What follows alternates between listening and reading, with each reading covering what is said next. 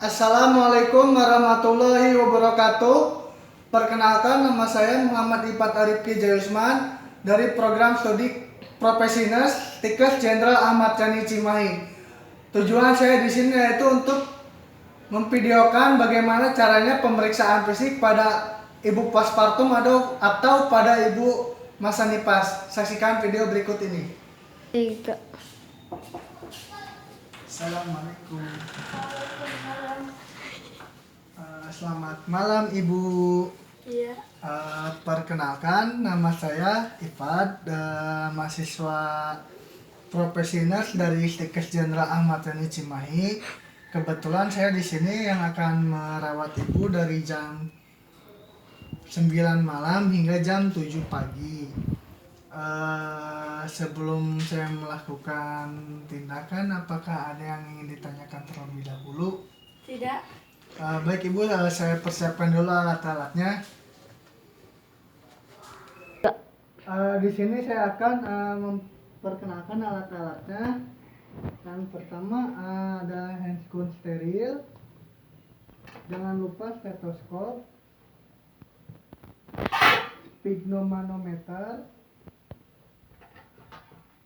Near beacon, kom berisi air DTT. Air DTT itu di mana air hangat yang bersuhu sekitar 30 derajat Celcius. Jangan lupa ini alas, ada sarung tangan bersih, kapas untuk cebok, terus ada untuk alat pengukur tinggi, ada juga refleks hammer, termometer, hand light, dan juga untuk alat pembersih telinga. Ya. Sebelum kita tindakan ke pasien, alangkah baiknya kita melakukan cuci tangan dengan 6 langkah dengan air mengalir dan juga sabun antiseptik.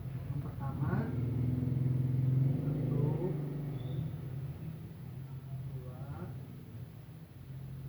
3, 4. Nah, beres. Sudah selesai mencuci tangan, kita langsung dekatkan alat ke pasien.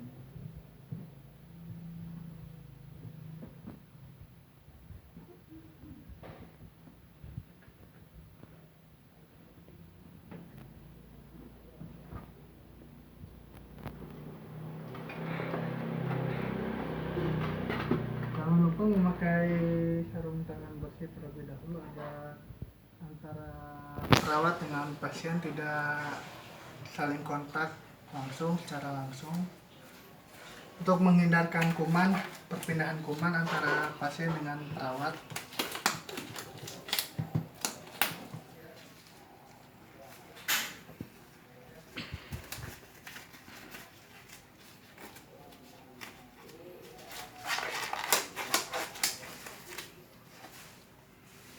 Setelah selesai, yang pertama kita cek kesadaran pasien dulu.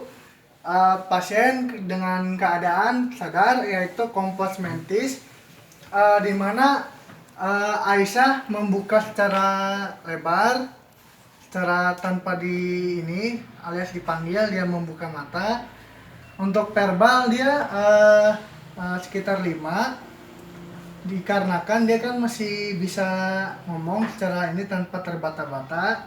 Untuk motoriknya dapat mengikuti arahan dari perawat tersebut. Jadi keseluruhan sekitar 14 atau 15.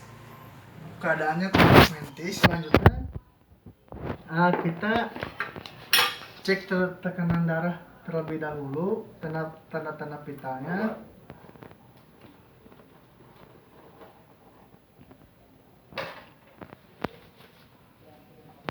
Ibu dicek dulu ya. Iya.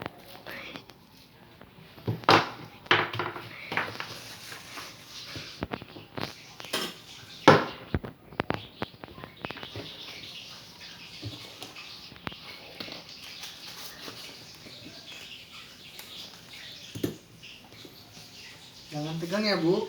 Ya. Kita hitung.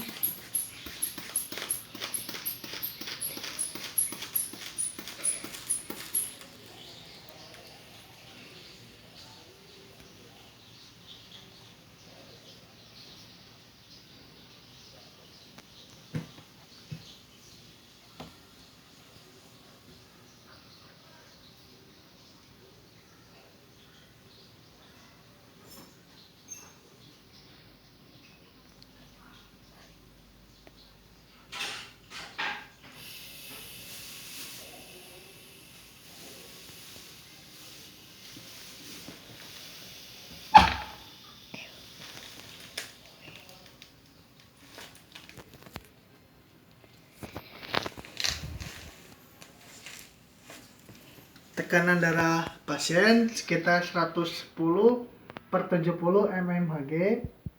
Setelah selesai cek darah, angkat, bereskan alat kembali.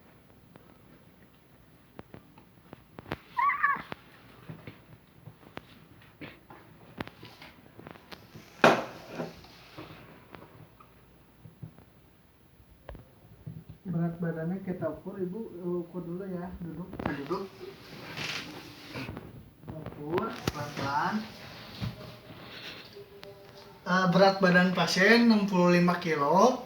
Ibu bisa berdiri. Pelan-pelan, Ibu. Pelan-pelan. Masih sakit di area perineumnya.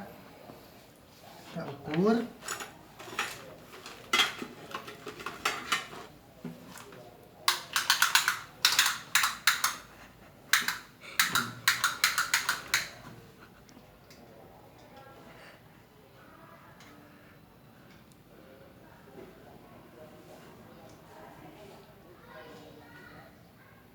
Tinggi pasien 165 cm. Ibu bisa duduk lagi.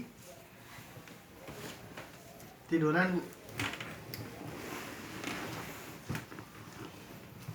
Setelah mengecek keadaan semuanya, tanda-tanda vitalnya berapa, yang selanjutnya yaitu jangan lupa tutup sampiran terlebih dahulu. Tutup sampiran. Selanjutnya setelah tutup sampiran, kita mengecek di daerah area wajah dan kepala. Kita telusuri secara pelan-pelan apakah terdapat edema atau pembengkakan di sekitar kepala, leher, terus di daerah pipi.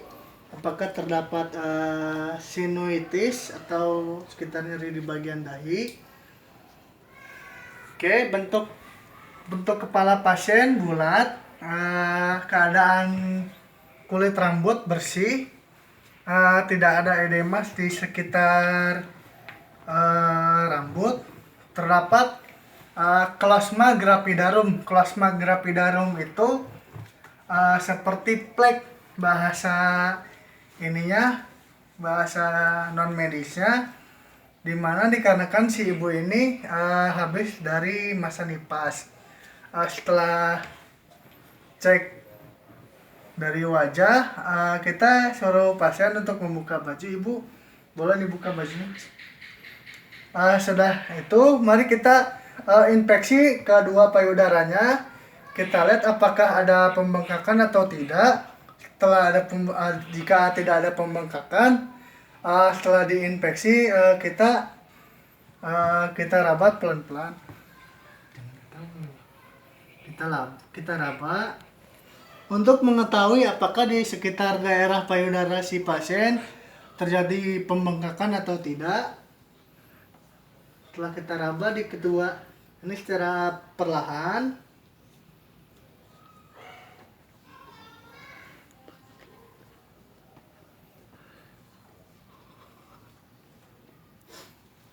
Di kedua payudara pasien tidak teraba adanya pembengkakan atau edema. Untuk kebersihan di kedua payudara si pasien tersebut sangat bersih.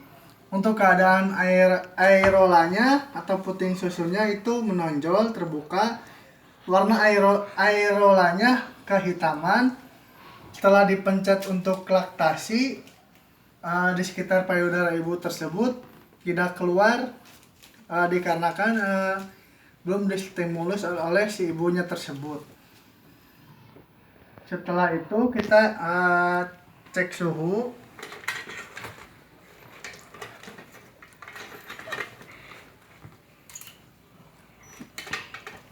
Bu, cek suhu dulu ya. Ya.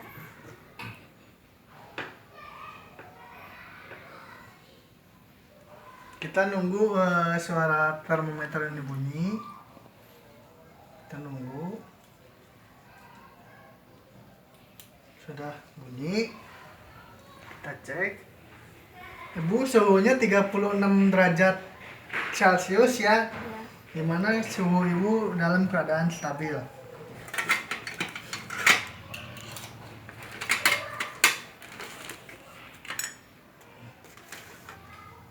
Selanjutnya kita untuk mengukur denyut jantung, apakah ada bunyi jantung bawaan atau tidak.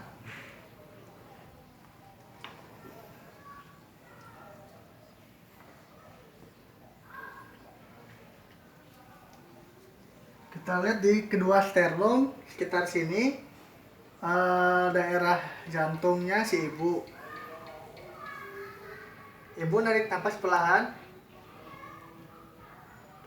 buang napas pelan-pelan. Tarik napas pelan-pelan, buang pelan-pelan. Lagi. Tarik napas pelan-pelan.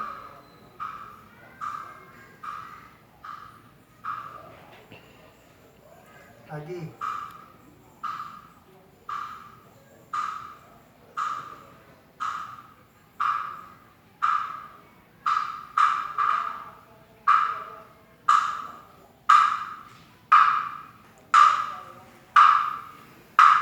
Untuk bunyi jantung pada pasien, yaitu tidak ada bunyi jantung tambahan. Untuk denyutannya lup-lup di antara kedua katup itu saling memompa dengan stabil. Selanjutnya setelah itu kita cek sonor hipersonor atau bunyi si paru pasien. Bu, maaf ya.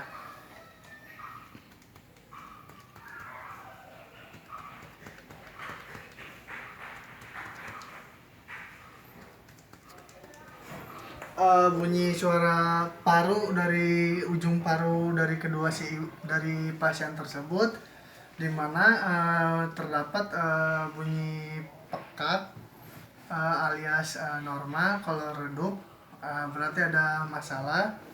Untuk selanjutnya kita periksa di abdomen si ibu.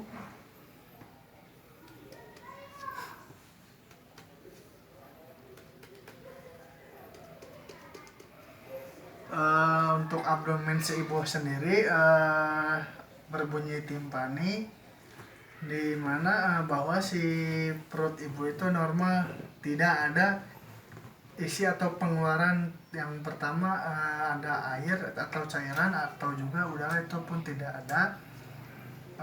Selanjutnya, oh ya, terakhir kita ngecek bising usus pasien ya.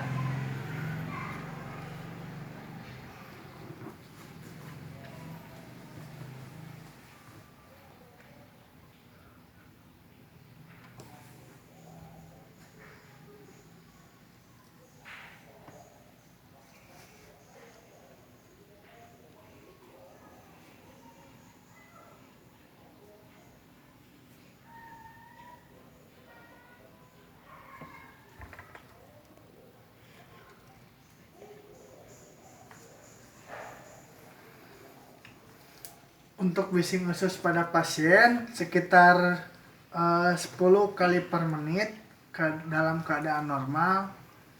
Selanjutnya kita mengecek refleks patologis. Yang pertama pada bagian ekstremitas atas.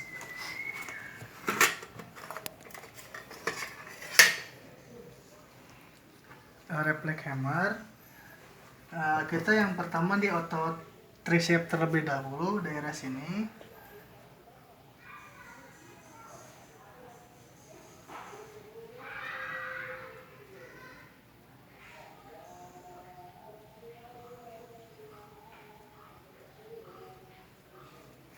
Kemudian kita cek di otot bicepnya.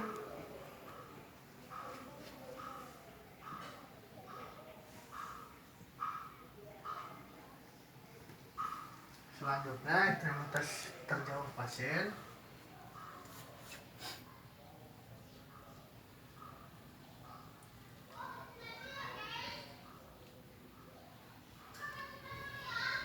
Sudah selesai, lanjut kita ke teknik Brudzinski dan teknik yang lain.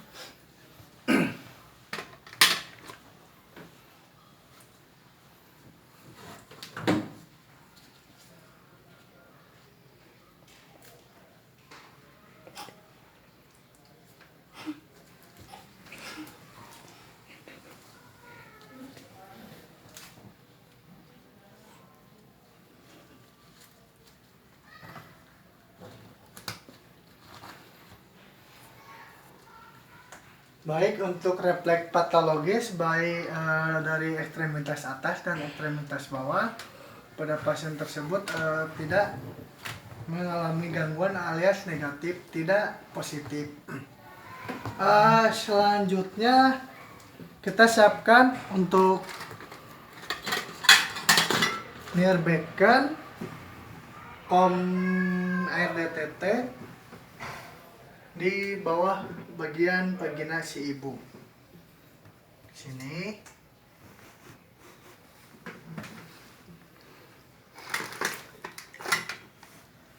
Sebelum ini kita siapkan dulu perlaknya ya untuk supaya tidak basah.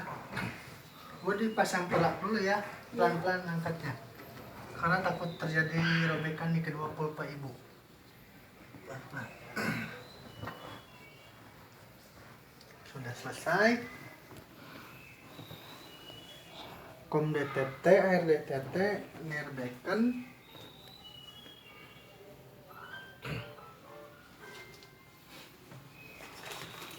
Untuk prinsip pulpa hygiene yaitu steril, dikarenakan takut terjadinya infeksi pada pasien. Kita siapkan juga kapas buat cebok 5.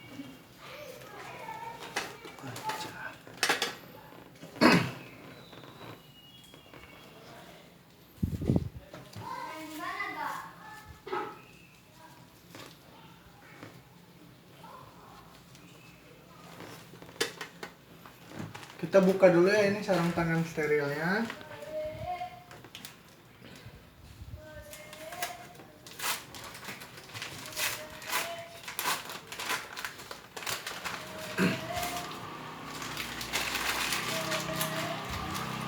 Kita langsung buang di bengkok atau Nierbecken. Nah, sebelum kita memakai, kita cek terlebih dahulu apakah dalam isinya tersebut antara sama kedua tangan antara kanan dan kiri. Apabila sama di antar kedua ujung sarung tangan steril ini, berarti kita langsung pakai.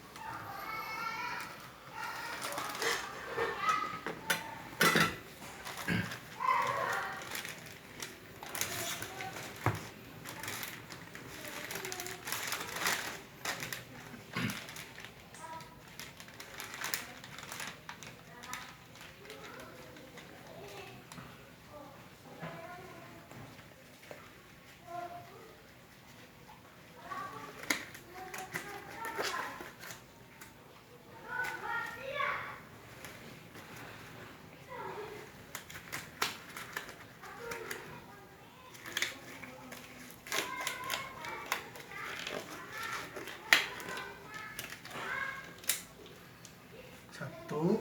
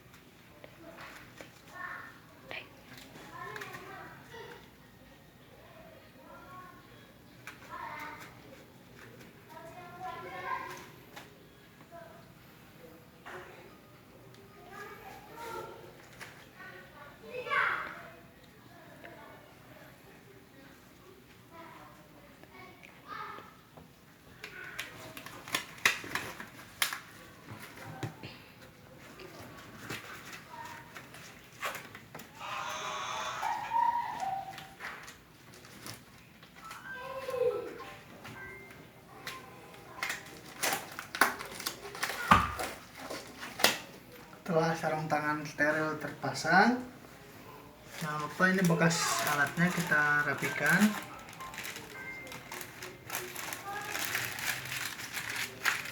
Kita buang ke nirbekan. Setelah itu kita pakai tangan yang non dominan untuk memegang kapas untuk ceboknya.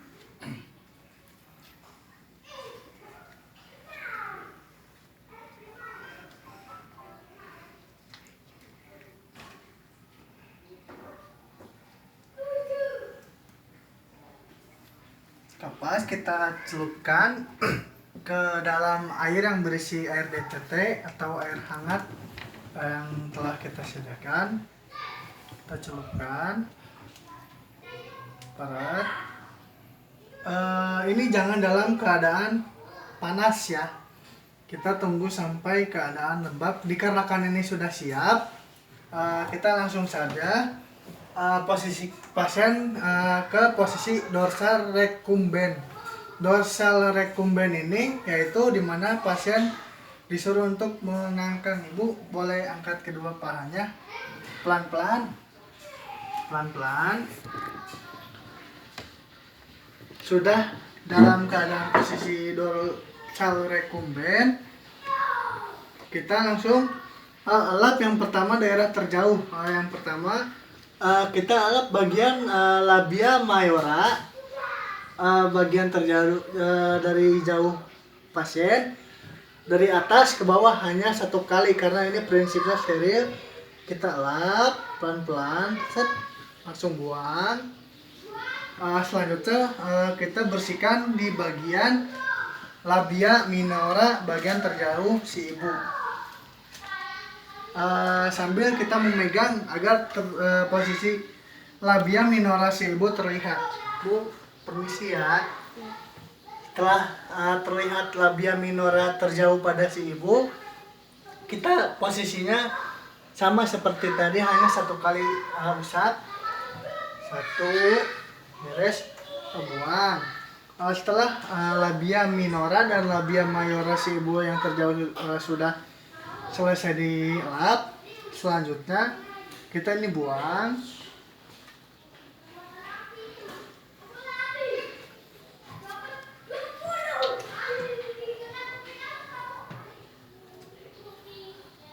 Ganti dengan kapas alkohol juga yang baru atau kapas DTT yang terbaru. Kita buang ke nirbekan. Sekarang selanjutnya kita bersihkan labia mayora terdekat. Dari atas ke bawah hanya satu kali. Satu. Sudah selesai kita buang. Sudah selesai labia mayora, kita alat bagian labia minora si ibu. Kita buka oleh tangan yang non dominan. Kita buka pelan-pelan supaya terlihat. Tarik. Nah, selesai.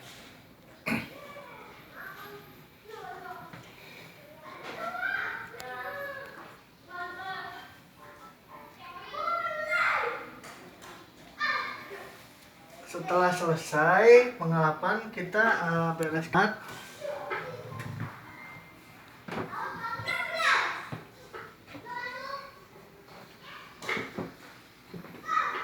Setelah bereskan alat, posisikan kembali pasien ke dalam. Pelan-pelan Bu.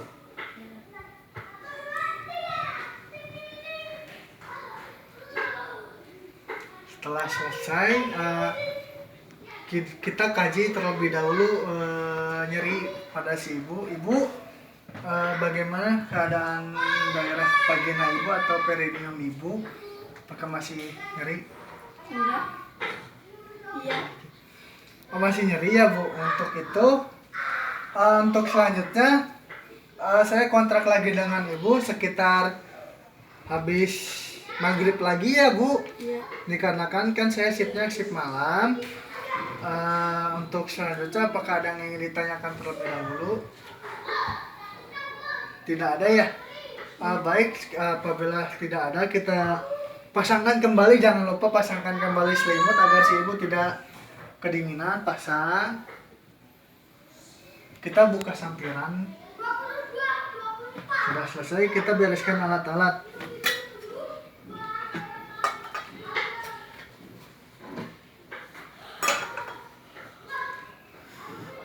Baik Ibu, ini sudah selesai. Apabila ada kebutuhan yang lain, nanti suaminya bisa panggil saya di ruang perawat ya Bu. Iya. Terima kasih Bu. Assalamualaikum. Waalaikumsalam.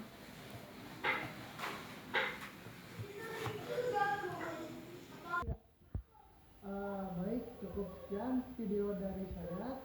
Apabila ada kesalahan dari tindakan atau kesalahan penyebutan nama-nama dalam medis, mohon dimaafkan. Wassalamualaikum warahmatullahi wabarakatuh.